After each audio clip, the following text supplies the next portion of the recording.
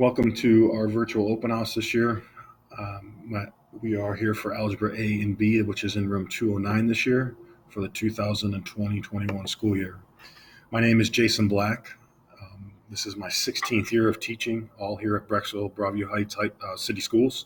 The best way to get a hold of me is through email, which is blackj@bbhcsd.org. I also will be able to check voicemail, but the email is frequently attached to what we're doing more often than the voicemail is. I'm also involved in the high school and middle school athletics, so you'll see me around the school in other capacities as well. There are some procedures that we have to do that, more so this year than we've done in previous years, so let's make sure that we go over all those. First procedure will be that students will either be in class or live stream Monday, Tuesday, Thursday, or Friday. So if the part of the alphabet is required to be here on Monday and Tuesday, you will get a lesson taught in class, while the rest of the class who is at home learning will also join the class in the exact class period via Zoom at home. So that will flip again on Thursday and Friday, where the next group will come in and be live in class, while the first group will be at home on their Zoom link, learning the exact same thing that's happening in class. There will be online assignments on Wednesday that they will have to partake in with either it'll be through Alex, which we're going to talk about here in a second, or other assignments where they may have to do one-on-one lessons with me. Attendance is required on all 5 days. It is required during the period that you have the class. So it is important that just because you're at home, you don't take the days off.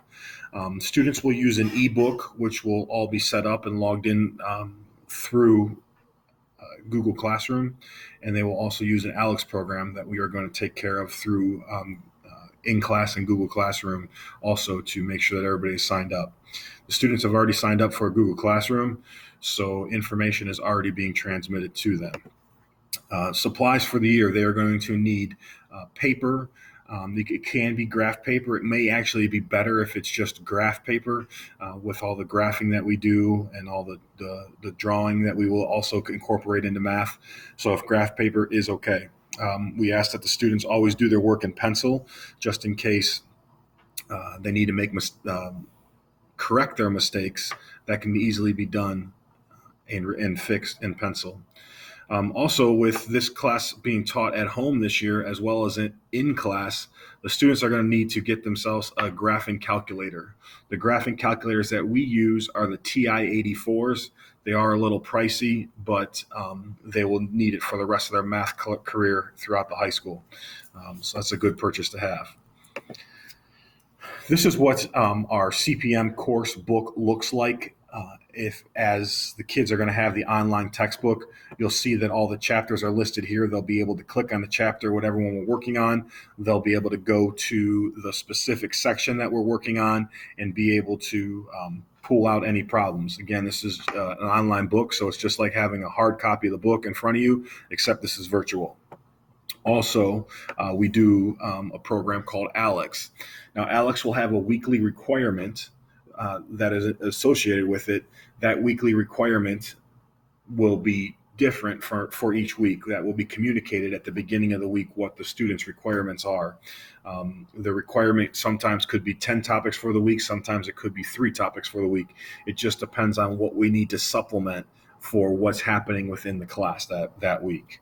One suggestion that I have for the Alex is that they should write down their username and password in a safe place, because inevitably somebody's going to forget it. And without seeing me every day, it's going to be much harder for them to track down their username and password when they forget it or misplace whatever they may do.